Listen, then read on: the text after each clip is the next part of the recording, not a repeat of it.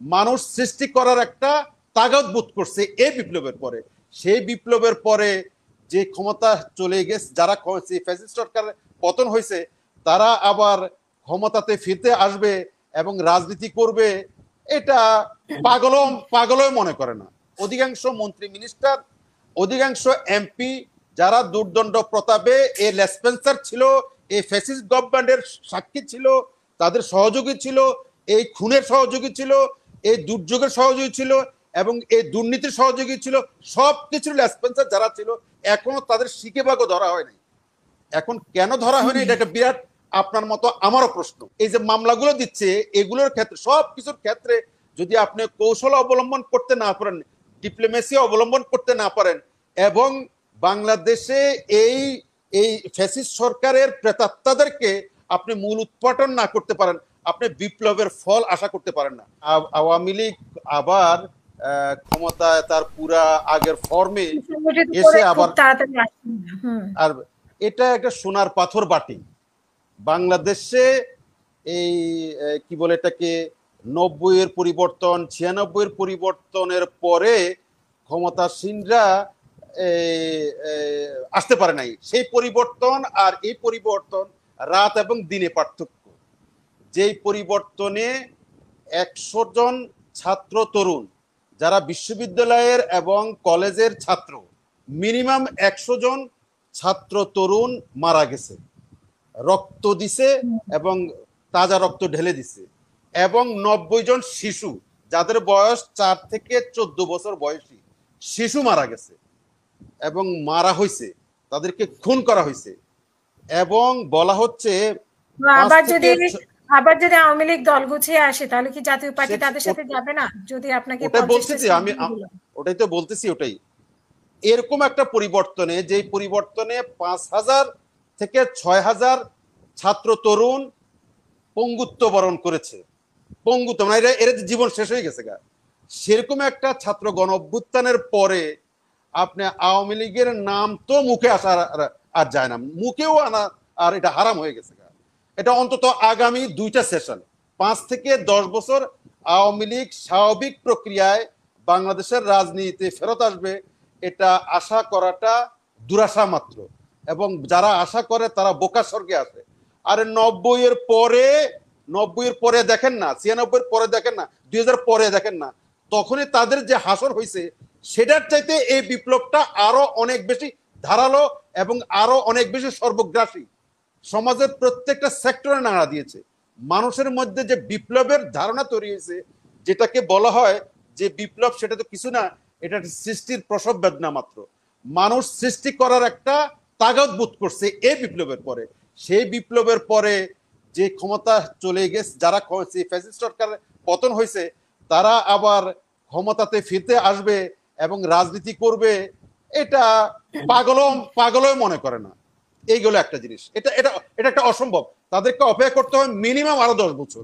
তারপরে যায় যদি তারা ধীরে ধীরে তোবাতিল্লা পড়ে, তারা আস্তাগফিরুল্লাহ পড়ে জনগণের কাছে ক্ষমা চাইয়া ধীরে ধীরে পা করে যদি আসতে পারে।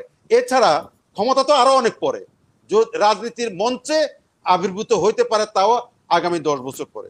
সুতরাং যেটা আপনি জিজ্ঞেস করতে চাইছেন, এটা এখন একটা গন কেস। আওয়ামী লীগ আপাতত মিনিমাম 5 থেকে 10 বছরের জন্য গন কেস, এটা আপনার ধরে নিতে পারেন। এর ব্যতিক্রম যদি হয় তাহলে বিপ্লবের না, এটার সাথে এটার যদি ব্যতিক্রম হয় তাহলে বিপ্লবের এই যে একটা বিপ্লব হইলো, বিপ্লব সফল হবে না। কারণ এই বিপ্লবে বাংলাদেশের সমস্ত শ্রেণী পেশার মানুষ এই তাড়নাটা অনুভব করছে যে আওয়ামী লীগ যে গত 1.5 যুগ যাবৎ যেভাবে রাষ্ট্র পরিচালনা করেছে, যেভাবে বিচার ব্যবস্থাকে শেষ করে দিয়েছে, যেভাবে শিক্ষা ব্যবস্থাকে শেষ করে দিয়েছে, যেভাবে প্রাতিষ্ঠানিক প্রত্যেকটা প্রতিষ্ঠানকে, আমাদের সাংবিধানিক প্রত্যেকটা প্রতিষ্ঠানকে একটা পচন ধরায় দিছে, রীতিমতো দুর্গন্ধ বের হচ্ছে, সে অবস্থাতে মানুষের চাহিদা অনুযায়ী যদি চলতে হয় তাহলে এই পুরনো ধাঁচের রাজনীতি, এই যে আমরা ব্লেম গেম চলে আসতেছে না আমাদের মধ্যে, এই যে আমরা এখন দ্বন্দ্ব সংঘাত আবিষ্কার করতেছি না অনেক কিছু, এই পুরানো গেম মানুষ এখন এই প্রজন্ম, যে আমি আমার প্রারম্ভিক বক্তব্য বলছি, এই প্রজন্ম একটু পছন্দ করে না। তারা কেন কেন এই কথাটা, না না, তারা কেন এটা আজকে কেন জামাতে ইসলামী খুবই সুকৌশলে ওই জায়গাতে হাত দিয়েছে, ওই জায়গাতে হাত দিছে বলে মনে হচ্ছে যারা তারা নতুন কিছু বলতেছে। আসলে তারা নতুন কিছু বলতেছে না, তারা নতুন কিছুই বলতেছে না, কিন্তু আচ্ছা, তারা ওরা কি বলছে এটা আপনি আগের বারও বলেছেন। আমি যদি একটা প্রশ্ন করি, হ্যাঁ হ্যাঁ আমরা বলেন। এমপি মন্ত্রীদের মধ্যে কাউকে কাউকে মানে গ্রেফতার করতে দেখছি, কাউকে রিমান্ডে কিন্তু অনেককে গ্রেফতার করতে দেখছি না। আপনি কি এইটার পেছনে মানে কি মানে আপনার কি মনে হয় মানে উদ্দেশ্যপ্রণীত ভাবে কাউকে কাউকে সামনে আনা হচ্ছে, কাউকে কাউকে সামনে আনা হচ্ছে না, নিরাপদে রাখা হচ্ছে? এটা নিয়ে আপনার কিছু মন্তব্য আপা থাকবে? আপা এবং আপনি আপনি, নিশ্চয়ই আইনমন্ত্রী বক্তব্য শুনেছেন যে হ্যাঁ সালমানের শুনেছি শুনেছি জন্মদিন এক একবার এক এক কথা বলছে, দাড়ি কেটে ফেলছে। হুম শুনেছি। আচ্ছা আপা, একটা জগদ্দল পাথর আমরা মাত্র সরাইছি, আমরা একটা হারকুলিয়ান একটা মনস্টারকে মাত্র সরাইছি। সেই মনস্টার অসংখ্য ছোট ছোট মনস্টার পয়দা করে আছে, অসংখ্য ছোট ছোট প্রেতাত্মা তাদের আছে অসংখ্য, এবং বাংলাদেশে তাদের যে সমস্ত প্রতিষ্ঠানে তাদের প্রেতাত্মারা ঘোরাফেরা করছে, সমস্ত প্রতিষ্ঠানে তাদের বসংবদরা, তাদের বরকন্দ্রাজরা বসে আছে এবং এখনো বহাল তবিয়তে আছে। আপনি মনে করেন না রাহু মুক্ত হয়ে গেছে? এই রাহু মুক্ত করতে ধীরে ধীরে করতে হবে। আমি জানি না, হয়তো এটা সন্দেহ করার অনেক অবকাশ আছে যে এতজন লোককে এখনো অধিকাংশ মন্ত্রী মিনিস্টার, অধিকাংশ এমপি যারা দুর্দণ্ড প্রতাপে এই লেসপেন্সার ছিল, এই ফ্যাসিস্ট গভর্নমেন্টের সাক্ষী ছিল, তাদের সহযোগী ছিল, এই খুনের সহযোগী ছিল, এই দুর্যোগের সহযোগী ছিল এবং এই দুর্নীতির সহযোগী ছিল, সবকিছুর লেসপেন্সার যারা ছিল এখনো তাদের শিকে ভাগও ধরা হয়নি। এখন কেন ধরা হয়নি এটা একটা বিরাট আপনার মতো আমারও প্রশ্ন। এদের আমার কেন যেন মনে হচ্ছে এরা ধীরে ধীরে ধরা হবে। আপনাকে আপনার থেকে জানতে চাচ্ছি আমি, বলতেছি আপনি তো রাজনীতিবিদ। না, আমি বলতেছি যেহেতু তারা সব জায়গাতে প্রাতিষ্ঠানিক রূপ দিতে পারছে, তাদের অনেক বসংবদ আছে, এত সহজ নয়, কিন্তু তারা টাকা পয়সা দিয়ে রীতিমতো তারা সবকিছু পারচেজ করতে পারত। আপনি দেখেন না বায়তুল যেটা মামুন সাহেব বলছেন, বায়তুল মোকাররমের খতিব কি জন্য পালাইলো বলেন তো আপনি? আপনি জিন্দি কোনোদিন দেখছেন যে বায়তুল মোকাররম খতিব পালাই যাবে? বিশ্ববিদ্যালয়ের শিক্ষক পালাই যেতেছে, বিশ্ববিদ্যালয়ের শিক্ষক ভয়ে রিজাইন দিচ্ছে, আপনার বিচারপতি গা ঢাকা দিচ্ছে, আপনার আপনার সরকারের আমলারা গা ঢাকা দিচ্ছে, আপনি অনেক আইনজীবীরা কোর্টে আসছে না। এটা একটা অভূতপূর্ব কাণ্ড। এই কাণ্ড তো আমরা পৃথিবীর কোনো দেশে দেখি নেই, বাংলাদেশে তো নাই। এখন কি হইলো, এটা কেন হচ্ছে? তারা তাদের যে ওই শাসন, সেই শাসনের রেমনেন্ট আপনি রাতারাতি যে উল্টে যাচ্ছে, শেষ হয়ে যাচ্ছে, এটা ভাবার কোনো যুক্তি নাই। কারণ ওটা প্রাতিষ্ঠানিকরণ করে ফেলছে তারা। সেটাকে ধীরে ধীরে কৌশলে, এই সরকারকে অনেক কৌশলী হতে হবে।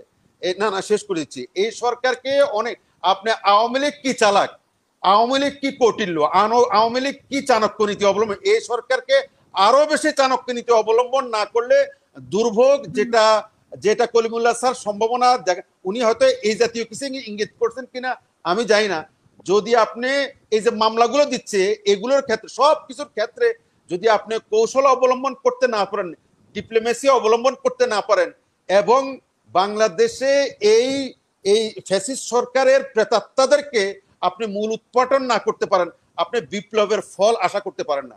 বিপ্লবের ফল তখনই আসবে যখন এই যে মনে করেন, শেষ করে দিচ্ছি, এই যে মনে করেন আপনি এই বিপ্লবের ক্যাটালিস্ট যারা ছাত্র সমাজদেরকে এখনো 24 ঘন্টা তাদেরকে অতন্ত্র প্রহরীর মতো কাজ করতে হচ্ছে।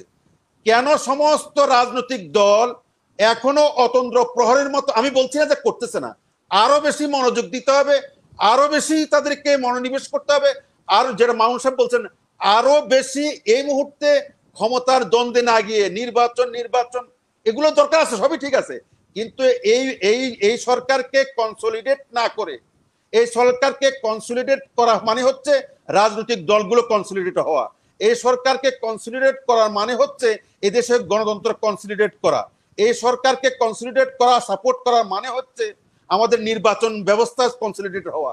সুতরাং এটা বিচ্ছিন্ন কোনো ঘটনা নয়, কোনো এমন নয় যে এখানে সমস্ত রাজনৈতিক দল, আপনি এখন এই সময় নয় যে আপনি কে কম বেশি ভূমিকা রাখছে বিপ্লবে, কে কম ভূমিকা রাখছে, কে ভূমিকা রাখে নাই।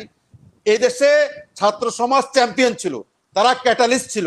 এর সাথে সমস্ত বিরোধী দল কম বেশ 19, 20, 18, 19 ভূমিকা রেখেছে। এই দেশে ছাত্র সমাজের ভূমিকা রাখছে বলে আজকে ছাত্র সমাজ সর্বশেষ ধাক্কা দেওয়াতে পড়ে গেছে।